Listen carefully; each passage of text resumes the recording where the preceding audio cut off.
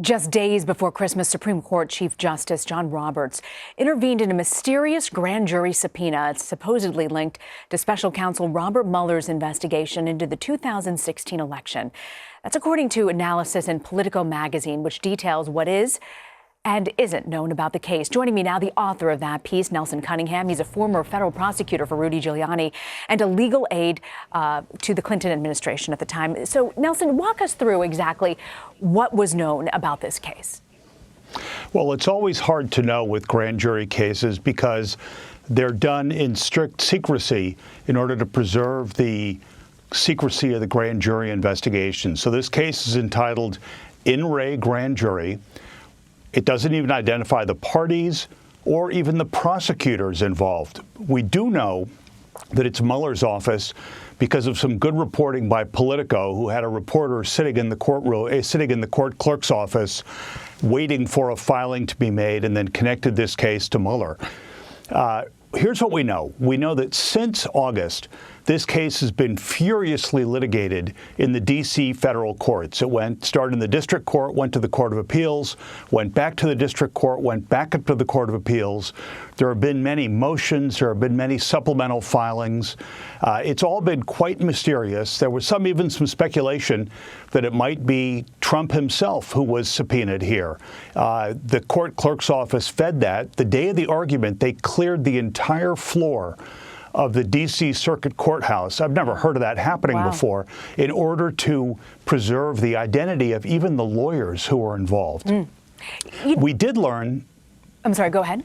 Yeah, we did learn just before, the week before Christmas, the D.C. Circuit ruled that for Mueller, for the prosecutors, saying that a company who they described as the corporation, which they described as being owned by Country A, were the targets of the subpoena, and overruling each of their legal objections to providing the information.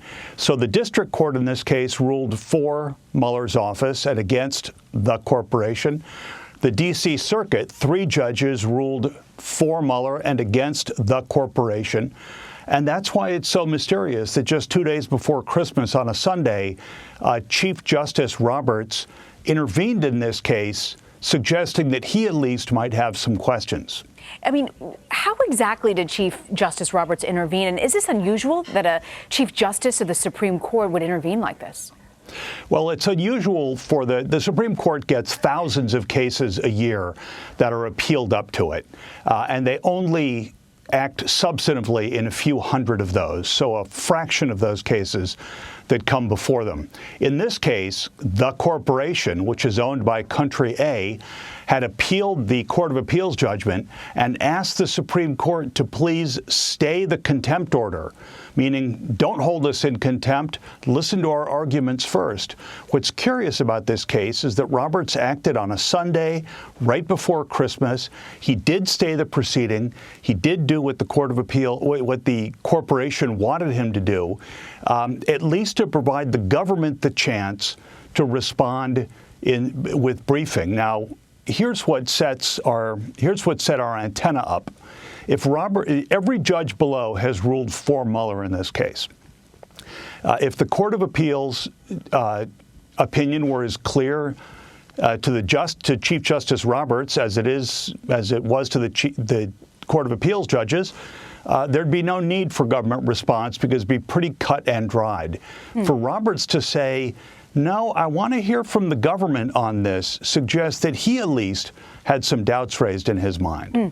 You talk about the corporation owned by Country A. Do we have any idea what country this might be? No, we don't. And the opinion was very careful. It's a short 3-page opinion. It was very careful to give no clues on that. There's been some suspicion. Could it be the VEB Bank in Russia? Could it be Deutsche Bank in Germany? Could it be an internet provider overseas? Could it be an energy company in Russia or Europe or elsewhere? There's been a lot of speculation, Saudi Arabia, on this. We're going to have to wait and see what the Supreme Court does. It's now been fully briefed. All parties have now submitted their briefs. That happened yesterday, and we're now waiting to see what Chief Justice Roberts might do. Does he refer it to the full court, or does he reject the Court of Appeals, reject the appeal from the corporation and send it back down for compliance? Nelson, you know, you worked for Rudy Giuliani as an assistant U.S. attorney in the late 80s. I'm curious what your thoughts are when you see him on television today defending the president. Well, let's just say he's undergone a transformation since the days when he used to go and arrest Wall Street traders on the trading floors and march them off the floor. Those of us who worked for him back in the day and who were frankly very proud to work for him were a little surprised sometimes to hear what comes out of his mouth today. All right, we'll have to leave it there. Nelson Cunningham, so grateful you could join us to break down this case. You bet.